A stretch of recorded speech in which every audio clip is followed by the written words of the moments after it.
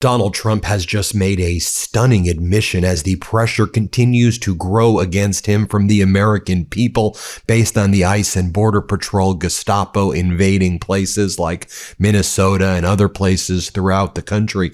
Donald Trump, when he was leaving the White House moments ago, said that you can't have guns. People can have guns. You can't just walk into places or be in public and have a gun or a concealed carry. Listen to what he says. Play this clip. Well, that being said, you can't have guns. You can't walk in with guns. You can't walk in with guns. You can't do that. It's just a very unfortunate. Then Donald Trump says that he thinks that Kristi Noem is doing an amazing job. This as Democrats have now formally called for Noem to be impeached. Let's play this clip right here. I have, yeah. I think she's doing a very good job.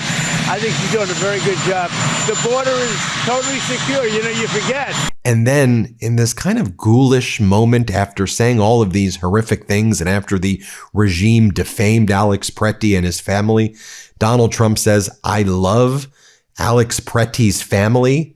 I love everybody. I love them all. What are you talking about? You have utterly defamed Alex Pretty, an American hero. You've defamed his family and you say, I love them? What the hell are you talking about? Here, play this clip. That whole situation, I love everybody. I love all of our people. I love his family. And it's a very sad situation. Yeah, please. Now I want to bring in Minnesota Governor Tim Walz. Governor Walz, good to see you. We really are at this inflection point right now. The horrific murder of Alex Pretty over the weekend by Border Patrol.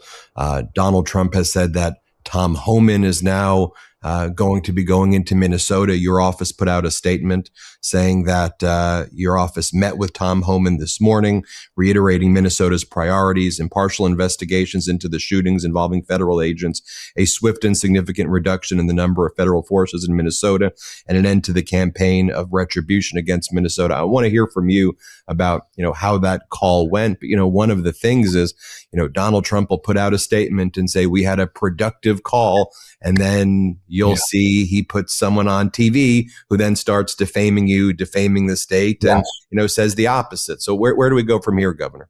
Yeah, and look, when we know that, and Minnesota is going through it, and the world's seen that, but I think also Minnesotans are showing the side of us that we were resolved and we're not going anywhere.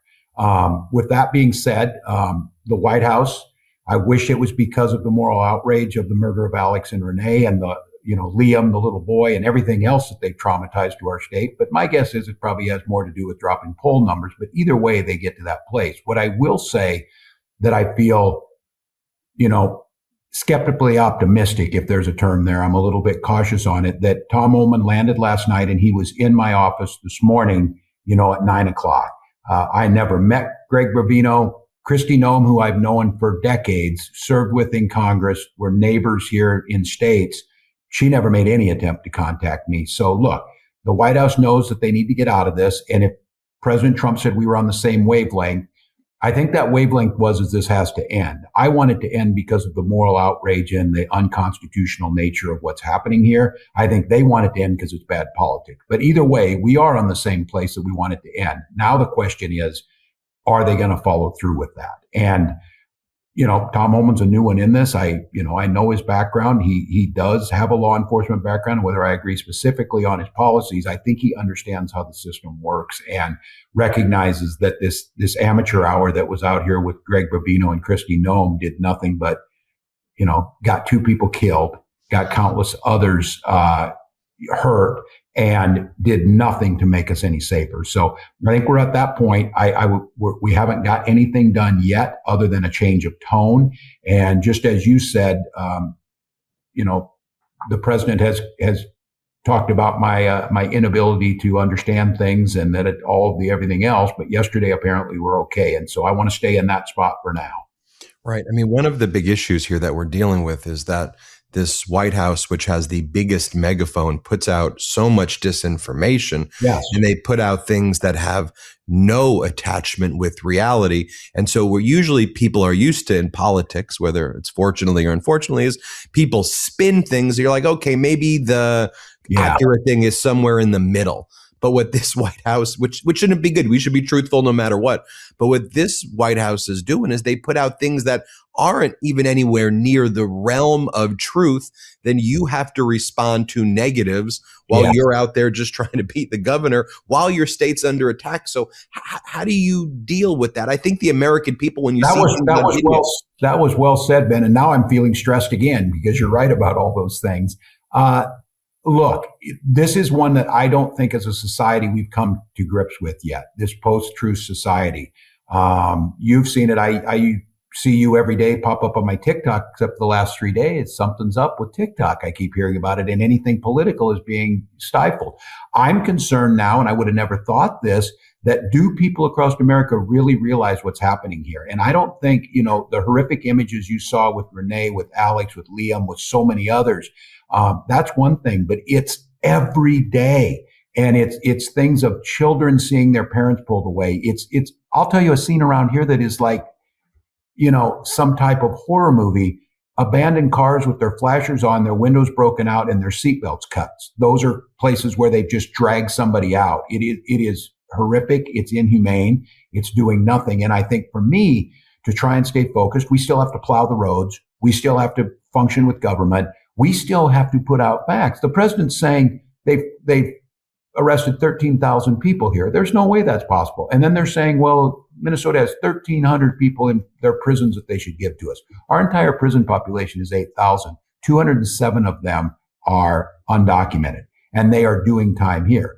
Or they put out something and pat themselves on the back that they captured a violent criminal. That was someone that we have had in jail for years, and we simply turn over when their time is done. So you're right. And I find myself trying to argue when they've already moved on. The question here for them, do they understand that for all of that, something's still holding, that organized, peaceful, massive resistance in Minnesota forced these guys who thought they were impervious to anything, impervious to court orders, impervious to whatever. They're not impervious to those folks on the streets. And I'm reminding folks, you saw tens of thousands of people on the streets Friday here in Minnesota, and it was 40 below wind chill. You can be pretty certain every one of those is going to be in a warm voting booth come November. And I think that they're feeling the heat of this, if you will. And again, I wish they would get here because it's an assault on our moral. It's an assault on our Constitution. But I think they got here because they know they're going to get whipped come November. I've heard you say this before, and this is something that I try to emphasize over and over again on this network, is that what's happening in Minnesota and frankly across the country should not be a political thing. It should not be a Democrat or a Republican thing. It should be a good versus evil thing, yes, and a basic empathy. And where corporate news and others who cover these things gamify it like, well, how is this going to impact this and how is it going to impact that? What you often say is, can we just be good people here? And one of the reasons I feel like he's targeted the state of Minnesota is if you were to say like, where's the state with the nicest people? Like where do the nice people go? Like that's kind of one of Minnesota's reps. And so they bring some of the worst people to attack some of the best people. I think you're right. Look, it's not any longer a political argument. It's a moral argument. You saw that. And I do think that's true. Like, look, every state lifts it up, but an independent look at this, Minnesota ranks near the top in almost everything.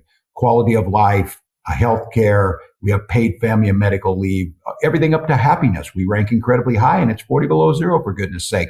Look, what I think they hate about this is Minnesota works on progressive values where everybody matters, where we leave you alone to love who you love, to do what you need to do. We have the most progressive taxation system, means if you're rich, you're going to pay more. And if you're not going to pay as much. We have an incredibly generous social safety net that you hear about. And yes, I have a responsibility to make sure that system is secured and people don't steal from us.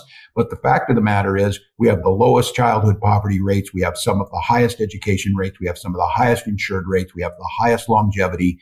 And I think that they quite honestly don't like that. I don't want to be Arkansas. I want to be Minnesota. Bovino's out. Do we know that there was mixed reporting on it. Obviously, The good reporting was he was out or demoted. They shut down his emails. And then I saw Tricia McLaughlin say he still has some role. What do we know that he's got? Like that guy needs to go. Yeah. And frankly, all of Border Patrol and ICE, they need to go. They need to get out of the state. But is that guy gone?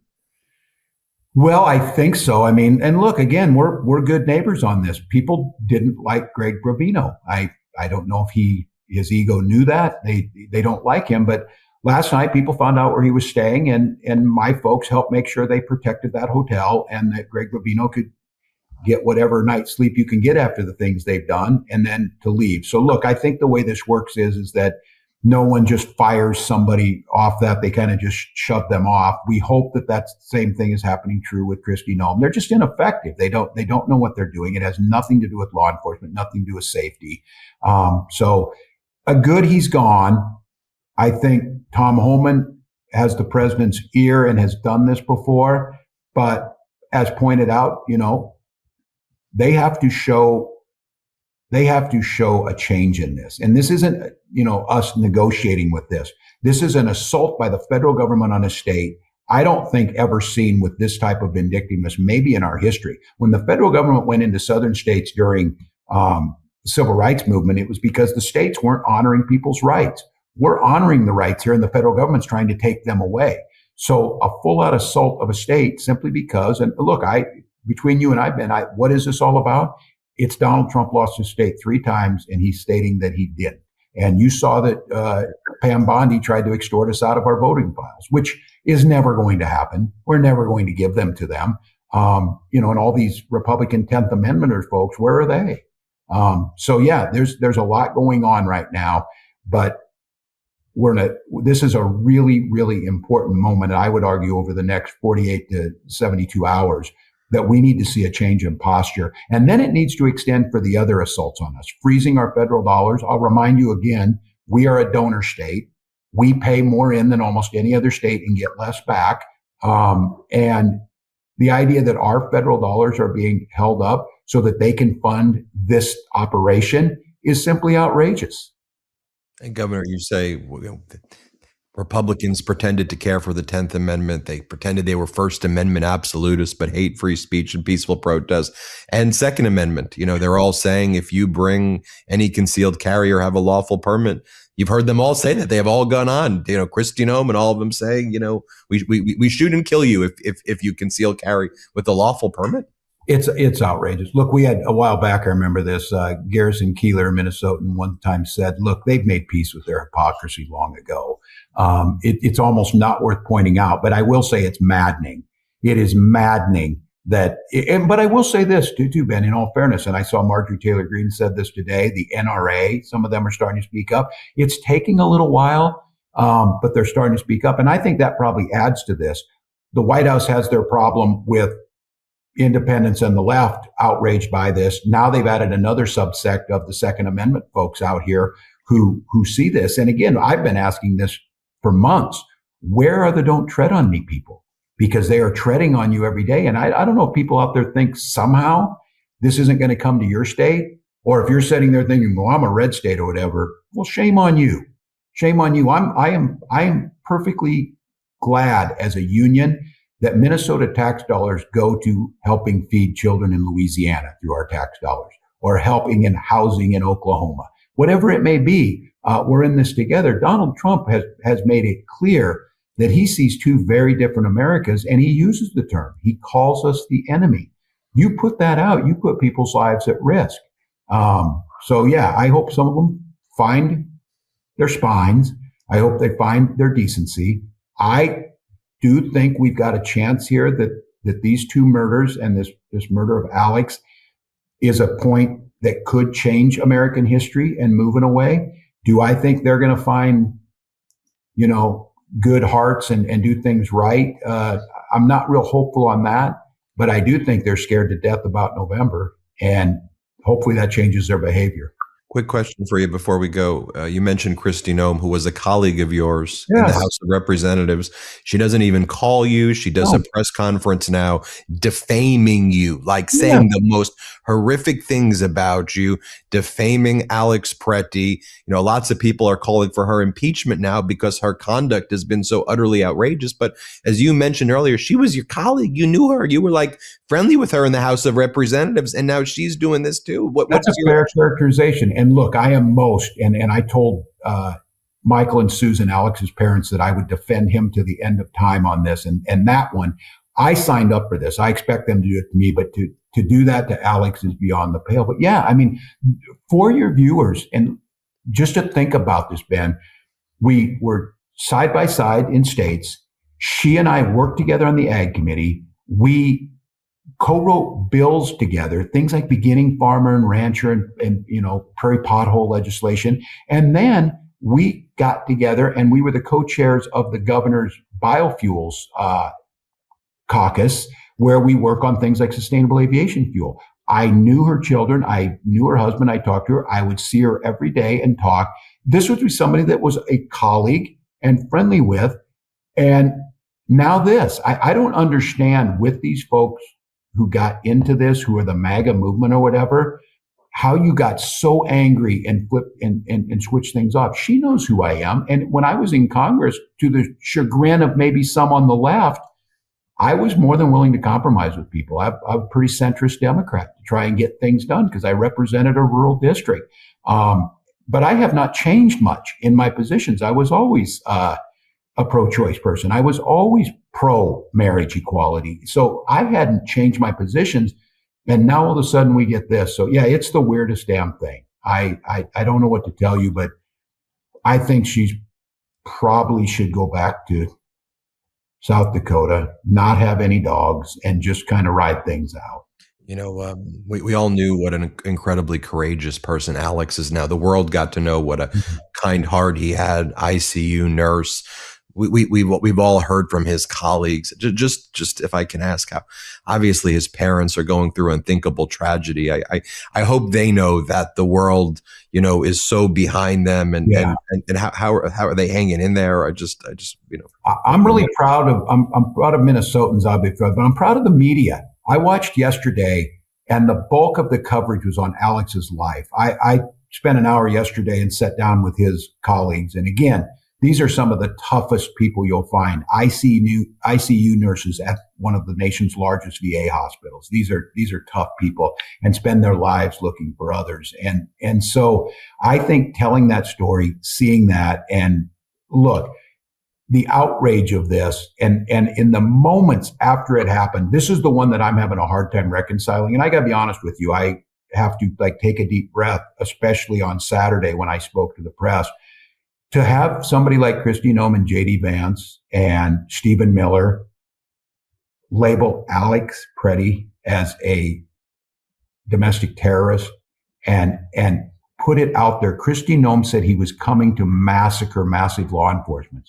He was a proud supporter of law enforcement in the military, proud Second Amendment defender.